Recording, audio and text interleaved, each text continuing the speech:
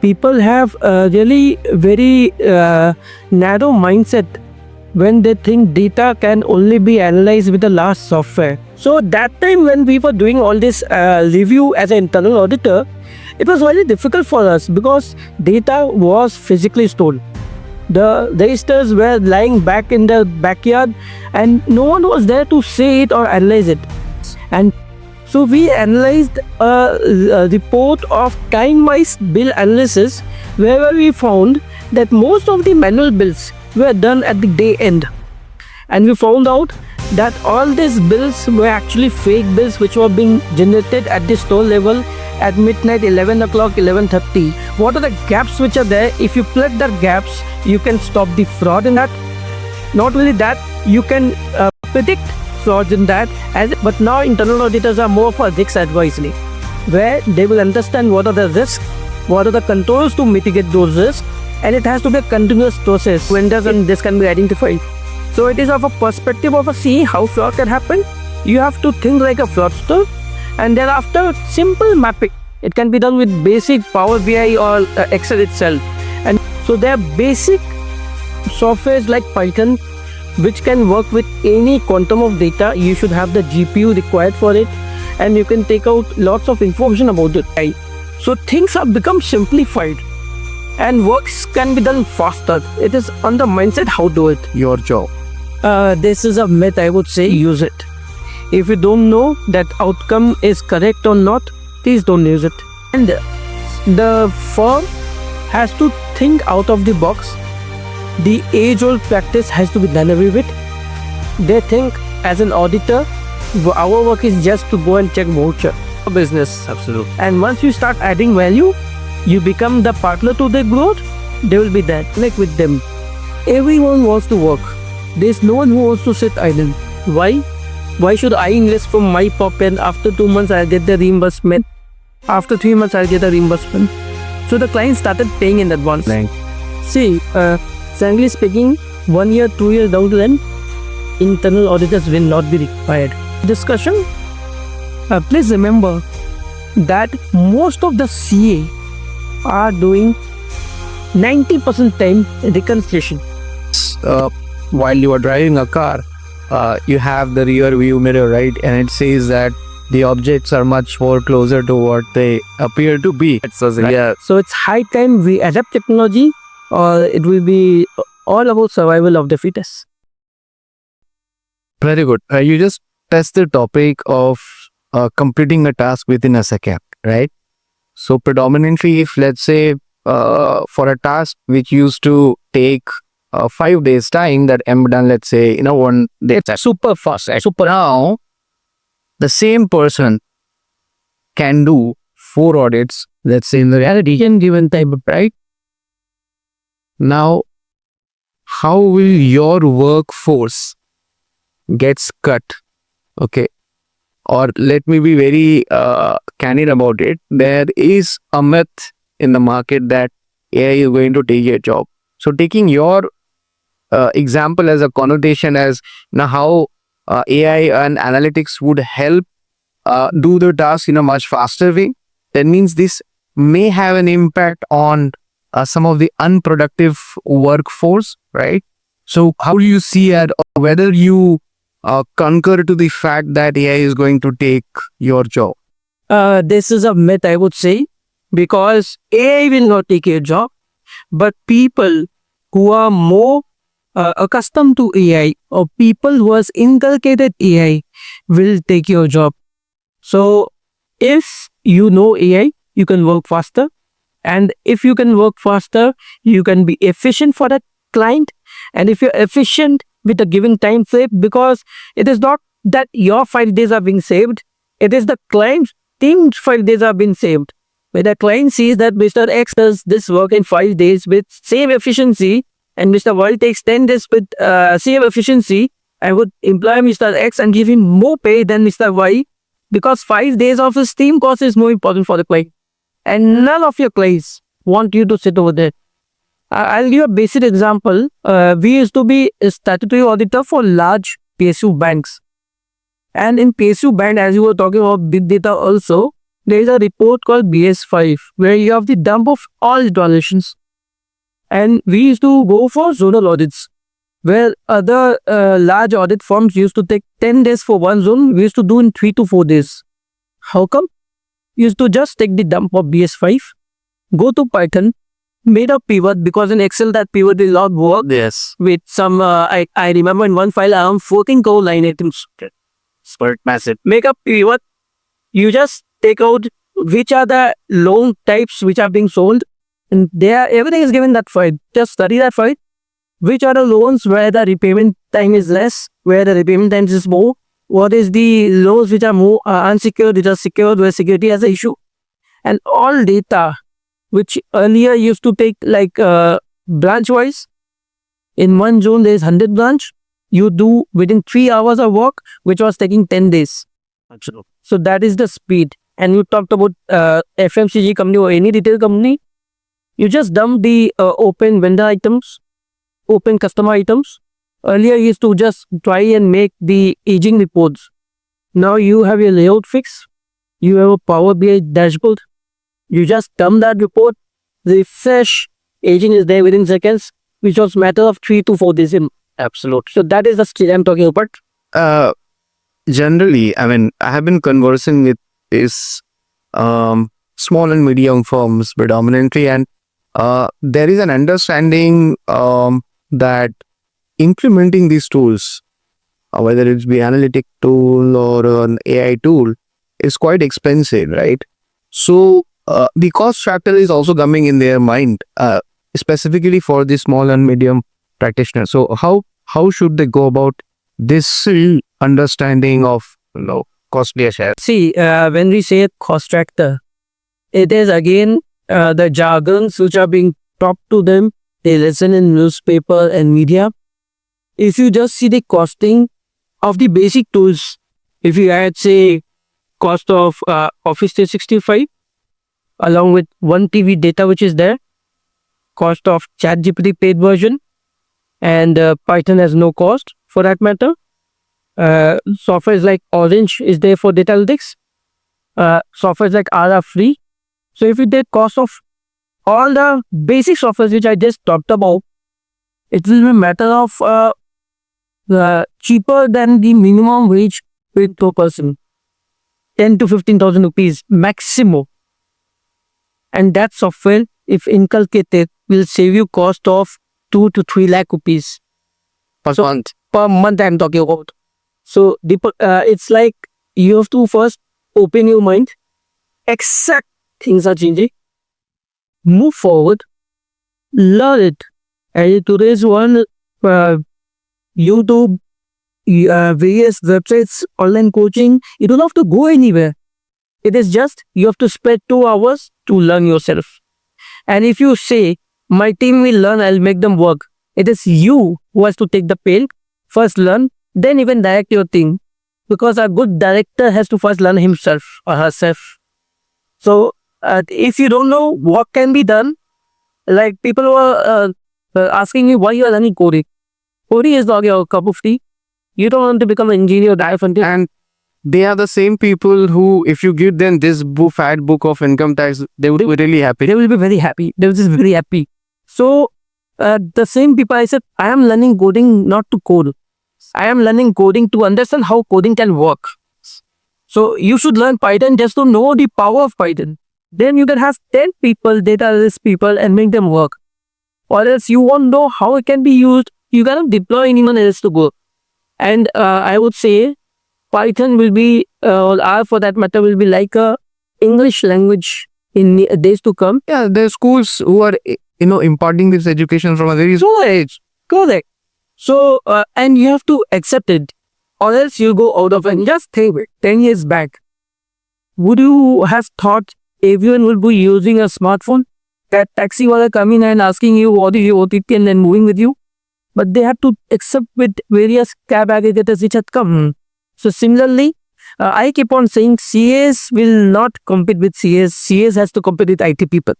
Absolutely. So it would be more of a combination of CA plus IT. It has to be.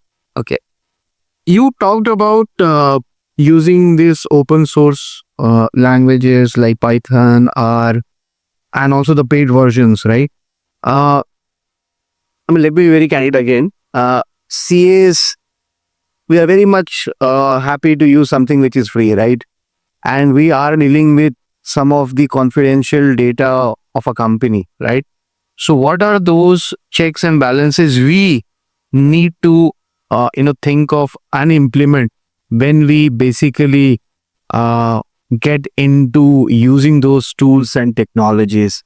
See, whenever we talk about any software for that matter, we have to understand that which software I am using and for what purpose. When you say Python, whether you are using Python on Google Colab or Python via Jupyter in your own system, when you are using in your own system, you are not connected to net. Everything is happening in your system. So small work where GPUs are not required to that extent, you can do it in your system itself. So all the data, all security is there in your system. If you have actually big amount of work, thereafter you can have a server and work on that. But when you're using generative AI, you are training or tuning the data, the AI or the software with your data. Whether you click it not to use your data or forget the data, it is still using it. So we cannot use confidential data over there, but publicly data which is there that can be used. And when we say generative AI, please make sure. I keep on saying you can only use generative AI for creating an outcome or deriving an outcome which you know what it is. Or else it will be in one of the recent cases, day before yesterday it happened, where a code was given in the South Indian, in the High Court at the Central Part of India. And then it came to know that hallucination was there. There was no such cases. So I keep on saying when you're using generative AI, you can only create or derive things which you are capable of checking, or else don't use it. If you don't know that outcome is correct or not, please don't use it. So as you said about cybersecurity or data integrity as required by a code of ethics also, I'll add another content. And client customer relationship also. Python, open source software like Python and R can be installed in your system. It stays in your system, it doesn't goes out. But when you are using online software like generative AI and others, it has its repercussions. So only those data which are there publicly available, you can use that as per my limited understanding. And for any software, when you are trying to adapt in your system, because the number of softwares which will come or AIs which will come will increase with geometric progression. So any software, just understand how it works. If it's a generative AI, it will take your data. If it's a standalone silo software which you can install in your system and use it, go for it. There is no data security issue. Just make sure that all the softwares you know which are actually trusted ones, or else it will steal data and it will affect your software, your system itself. And other softwares, I would say, as you were saying, Deepak, about using software and free software, people are reluctant to change it. I still get some files with Windows Office 2007 where you see 2 or 3 words not having space. And then when I complain, sir, there's a problem. Sir, आपके system में problem होगा. Then I have to say, sir, your software is outdated. The support that stopped 7 years, 8 years back. Please update. No, Vivek, it's paid softwares are very expensive. Sir, go for Google Workspace. Go for Office. Cost of single license is lower than the cost of an article stipend. Absolutely. But the awareness is not there. Absolutely. And no one wants people to become aware also. Many times I have this feeling. People only want free software because they are not able to know the capability. I know people carrying a OnePlus or iPhone, but Office 365 is paid crack version. Absolutely. So that understanding has to improve. That is what I feel. Absolutely. What are some of the biggest barriers you see still in CA firms when it comes to, embracing technology at large, but to be very specific, analytics and AI for that matter, for their business operations? as well as serving to their client. It is when we talk about analytics as a word, the small mid-sized firm things, all these are meant for large MNCs. All this analytics can be only done in large data center. It can only be done with the data which is downloaded from SAP or Oracle environment for that matter. But it can also be done with Tally. But our second problems with them is the client to whom they are serving, they are not having the data, or there is a gigo issue with the data. So, and the firm has to think out of the box. The age-old practice has to be done away with. They think as an auditor, our work is just to go and check voucher. But data analytics is for large firm who can serve. It is not for us.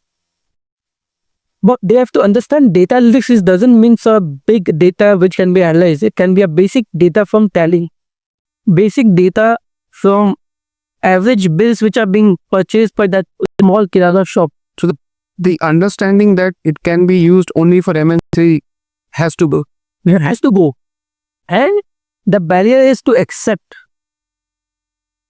Like online payments was always there.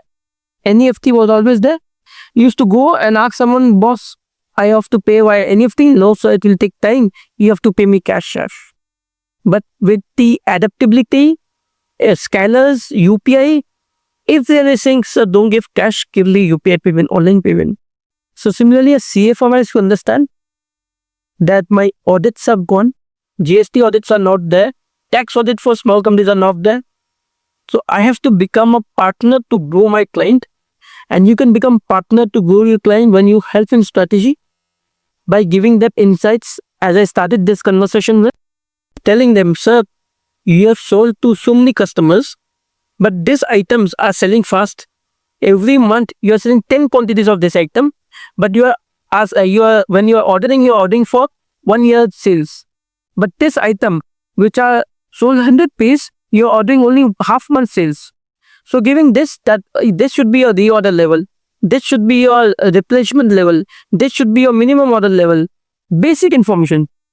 Like in one of our clients, we were also talking about procurement. Whenever a department comes that I want to purchase this, there has to be a physical system, the basic ledger of that item, high value item, where it was purchased, what is the average consumption, and for how many days you are ordering, and what is the lead time to procure that order. That basic information is there. Then to take a decision, okay, this is for 1 month order, it's fast.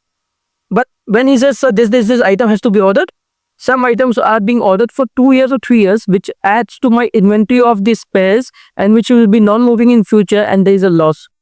Absolutely. So on sales side, on procurement side, both sides this has to be done. What is your fast-moving takes? What are your, as you say, hero products? That has to be known. And then discuss with the client. So these are the areas which you can explore. This is how you can curb the traveling expense of your sales thing. Basic. As if it's your business. Absolutely. And once you start adding value, you become the partner to the growth, they will be there. So data is there with the client, you have to give information. Absolutely. Previously you said that a CA has to become CA plus IT person, right? Correct. I mean, you learn coding not for the sake of coding, right? No. You just learned it to understand what value addition it can bring onto the table in your process. Correct. Right? Now, for any CA firm, the expertise lies in what sort of consulting they are giving to their clients, whether it's internal audit or assurance or fraud audit, forensic audit, whatever the case may be, right? In that case, there may be a situation that it needs to get into some core technology functions, okay? And that is why, the big fours or the big tens we talk about, they have specific IT advisory services, right? So these small, medium practitioners, they don't specifically have a department of IDAS, which is IT advisory services, right? So how can they partner with some of the technology firms, okay, and get into that space, offering a value addition to the client, saying that, look, I would give you domain expertise. I will be the subject matter expert when it comes to understanding, let's say, your procurement function. But in the procurement function, if I have to implement a continuous audit system, I need to have this developed on Power BI or say Tableau or Python, right? And these are the people from my team or my partner who can help you get this done. So how do you see that synergy if you're not able to augment and upskill yourself into that space? See, we have to understand our own limitation. Not only technology for say, like Mr. X, he is doing lots of work, one of which client gets listed. And Mr. X accepts that I don't know Ind AS. So what is the better way? He will search for someone who knows Ind AS, Absolutely. who can work with him and get it done. So similarly, when you have IT, you know my client has become large enough where they want domain expert. Absolutely. I cannot do it, but there are people who are doing it. Just connect with them. Everyone wants to work. There's no one who wants to sit idle. So that person can bring the IT domain, you bring your CA domain and work together for the progress of the client. What happens in that case? Nowadays, clients don't want to go to 10 shops. They want a single shop marketing where they want to talk to single vendor who can bring everything on the table and best of it. So either you learn IT or accept IT. No harm if I don't want to learn because everything has a time. I don't want to learn, I want to deliver. You bring a partner. Make your firm a larger firm. And larger firm doesn't only bring by merger. You can have a simple MOU with any of the IT companies whereby they will support wherever IT is required and you support wherever the CA work is required, work together. And this will not only grow your business in the just as a simple 10, 15, 20%. I feel when you are doing this, the IT guy also gets the CA work. Absolutely. And they can then make you partner in their clients. Absolutely. And if you say IT people has 20 clients, CA has 20 clients, together you have 40 to deliver. It's a synergy for both. It's a synergy for both.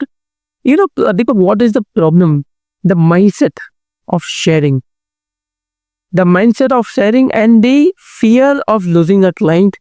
When you say, if I work with a CA, the CA can take my business, my client. But if I am working with the IT person can only give IT service. He will not take my client. So there's a better win-win situation when you're working with the IT person compared to a CA for other services. Absolutely. Absolutely. Well said, Vivek. And I totally concur and support your thought process around this, that, you know, it's a win-win situation when you tie hands or do handshake with an IT, firm. What are those niche service offerings that you see evolving apart from the traditional return filing or a GST compliance and all this stuff, considering analytics and AI perspective, right? What are those niche offerings? There are lots of it. I'll give you a basic example. I was working with a FMCG company where they have lots of field people working day in, day out. And those field people always had their reimbursement teams. So whenever a reimbursement comes, there is a limit for the reimbursement which has to be given.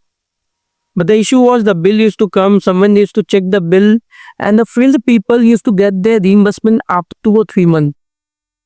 That became a pain point and people started leaving the company. Why?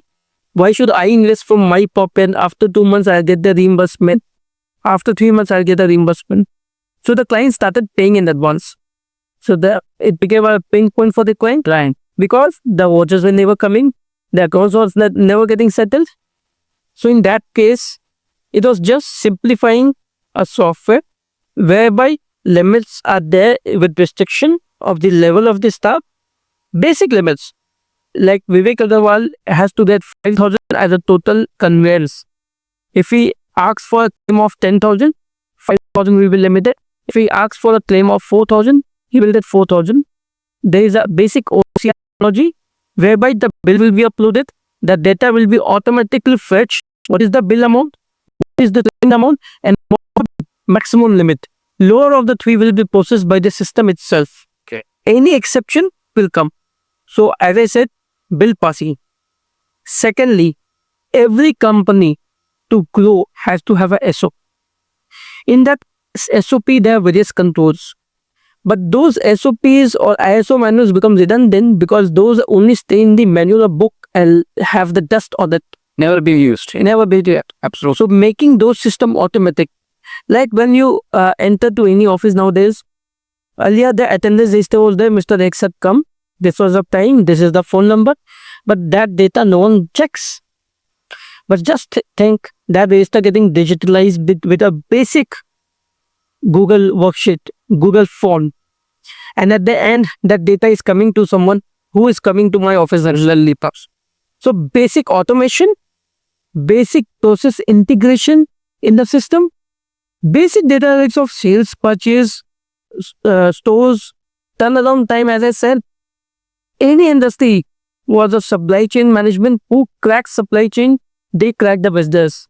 So I remember in one of my clients, when the lorry used to go, the client never used to take a confirmation whether it has reached or not. Yeah. So I got to know that the lorry has departed from the factory. The maximum time it should take is 2 days, but it is taking 5 or 6 days.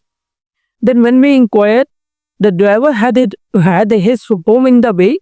They used to take a leave for 2 days, sleeping in his house, and the product was getting delayed. So just mapping when they started from the factory and when the customer actually got it, and analyzing that data. Then when the driver was Vivek Agarwal, he always took the maximum time. Then we inquired, checked his Google timeline, got to know he was waiting for 2 days over here in each trip. That is the basic thing. If I say to my customer the goods will reach in 2 days, it has to reach in 2 days. If it takes 5 days, then there has to be problem.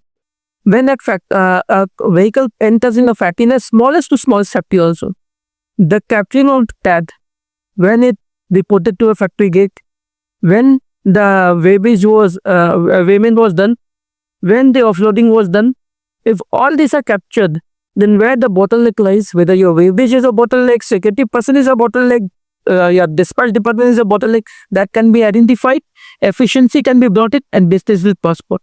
And Arius rightly said, this is a wonderful example how a domain expertise and IT function can work collectively. You or we, as being chartered accountant, we know what are potential risks that arise. Let's say in this particular case, the delay in receive of the goods, it becomes more serious when it's a perishable goods, right? So I have that domain expertise. Can I ask my IT partner to come and create a system that there is a continuous monitoring of when the lorry or the truck gets out of the factory and when it reaches the end point? So can we create a system around this, a framework around this, that whenever there is some issue, it will be a proactive alert to the respective supply chain head that there is a problem around this particular shipment? This is just a wonderful example how the collaborative approach by a CA and an IT person can bring to the table, the value addition they can bring onto the table. We are running short of time, Vivek. I would like to understand, how do you visualize internal auditor? I'll not take 5 to 10 years down the line because the time has already surpassed. How do you see an internal auditor 1 year down the line? See, frankly speaking, 1 year, 2 years down the line, internal auditors will not be required. That's a very bold statement, I would say. You will require IT-enabled reviewers. Okay. Whereby you have a continuous auditing system in place. Exceptions are going to the HOD concern, and the requisite department is rectifying the issues.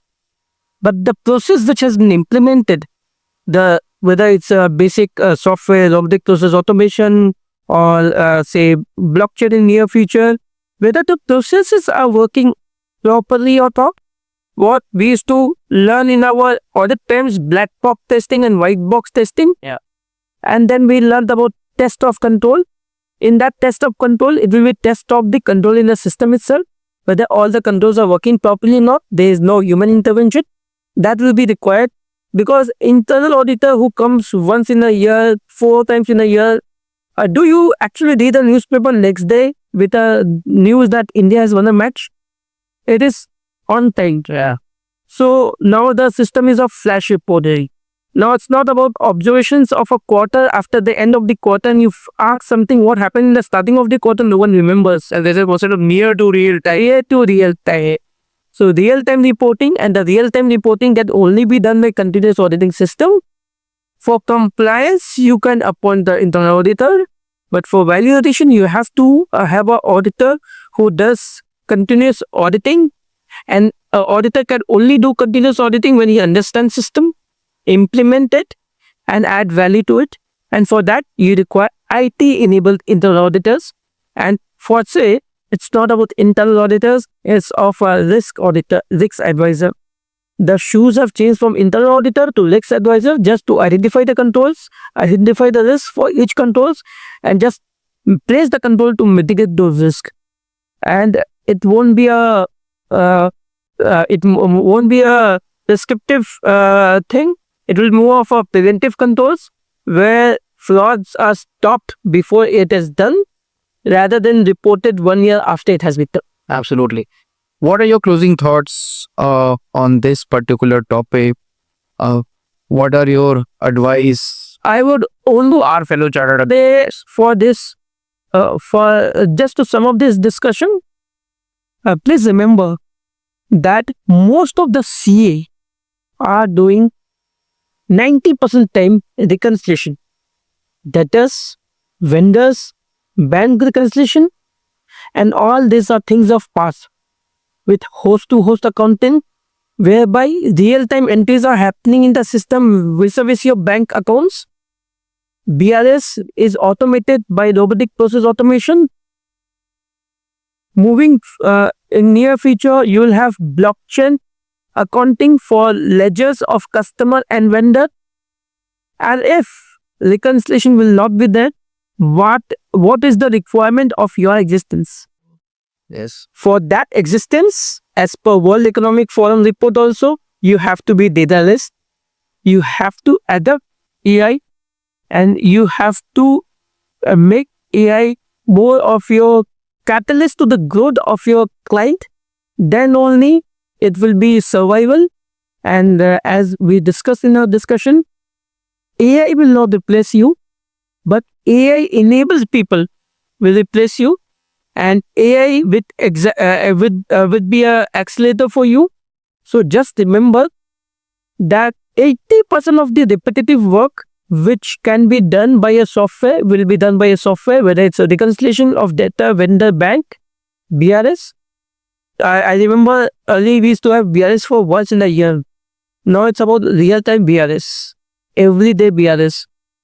And those people who can implement this in the place, who can keep a check of the technology, who can do control self-assessment, those will be required. Otherwise, you have to look for better opportunity. That's a very strong statement again, Vivek, with which you have closed the session. One of the key, topic that you rightly said, it's not the AI who is going to replace you. It's always the another CA who is using AI is going to take your job. Mind your word, it is not required to be CA also. Yes, absolutely. It will be anyone knowing AI can replace you, not only CA, because as I said in my discussion also, CAs will not compete with CAs. CAs will be competing with technology or IT-enabled people. Absolutely. Thanks, Vivek. Thanks for your session. Thanks for sharing this wonderful insight as to how the sphere of internal audit is changing day by day. The things as while you are driving a car, you have the rear view mirror, right? And it says that the objects are much more closer to what they appear to be, right? Same is the case here. I have been conversing with a lot of CA friends in our fraternity, and they are still thinking that they have time to look into this forum and be prepared for themselves, but they very seldom know that it's thing of the past, right? They are already late in this run.